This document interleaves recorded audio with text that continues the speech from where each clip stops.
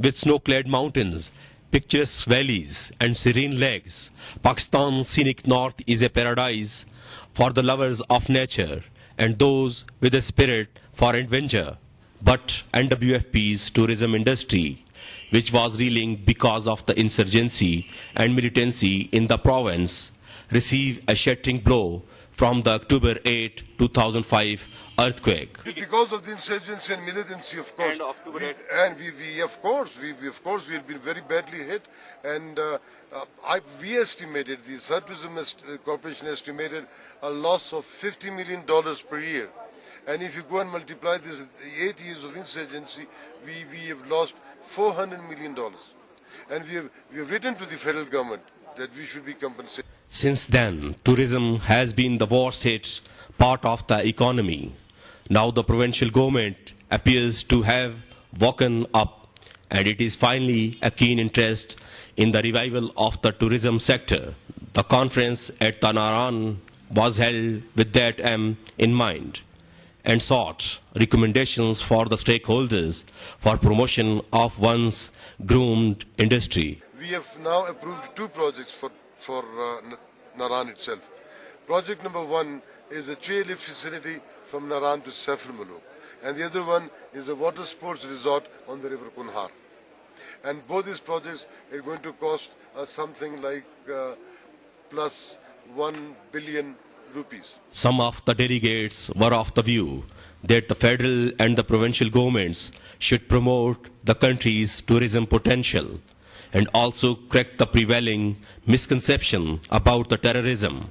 Pakistan is blessed with so many attractions of the tourism, and unfortunately none of this potential has been exploited in the international arena. Rather, this image of us, which has been very negative for the last 3-4 years, that Pakistan is a terrorist country, or there is a mushroom growth of terrorism, and one of our area like Swat has been affected by Taliban. And revival of tourism would not only boost Pakistan's image globally, it would be instrumental in restoring livelihoods of the people who lost their jobs either because of the earthquake or due to terrorism. Holding of this tourism development conference by the private sector is a good sign, but it is high time that government should come up with a solid program for the revival of October 8, 2005 earthquake devastated tourism industry in the NWFP. And for that, it is essential that the area's infrastructure is developed. The road from Balakot to Naran is yet to be rebuilt, and it has greatly increased travel time between the two areas, causing inconvenience to locals and tourists. 8 अक्टूबर सन 2005 के ज़लज़ले गुजरे आज 4 साल मुकम्मल हो चुके हैं, लेकिन इसके बावजूद भी सियाहत की तरक्की के लिए हुकूमत ने कोई भी इक़दाम नहीं किए, क्योंकि जो रोड था हमारा बालाकोट से वादी कागान का, ये 1.5 घंटे का सफ़र अभी तकरीबन 4 घंटे में तय हो रहा है, और रोड में तामीर का काम काफ़ी सुस्तरवी का शिकार है, जिसकी वजह से इस पर कोई भी तवज्जो नहीं देगी। इसके अलावा जो भी सियाहों की मुश्किलात दूर करने के लिए हुकूमत को इक़दाम करने चाहिए। मिसाल के तौर पर यहाँ पर बाथरूम का प्रॉब्लम है, बालाकोट से लेकर कागान तक बमुश्किल ही आपको बाथरूम मिलेगा, जिस वजह से सियाहों बिलखुसूस ख़वातीन जो हमारी बहनें आ रही हैं, इनको काफ़ी प्रॉब्लम का सामना करना पड़ रहा है। 14 अगस्त को नॉर्मली हमारा सीज़न ख़त्म हो जाता है, और 15 अगस्त को यहाँ पर वापटा की बिजली आई है। पूरी सीज़न में वापटा की बिजली नहीं थी। इसके अलावा पानी का कोई सेंट्रलाइज निज़ाम नहीं है, हर होटल अपना ज़ाती पानी लाता है।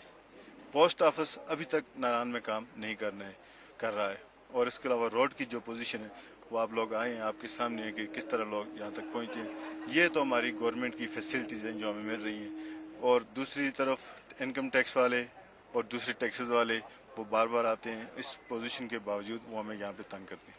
The conference is a step in the right direction. Now the government and the private sector needs to adopt concrete measures to demonstrate their commitment. And with the natural beauty of the NWFP, even the bare minimum would be enough to bring back tourists and turn the floundering tourism industry into a cash cow once again. Nisar Ahmed Khan, Dawn News, Naran.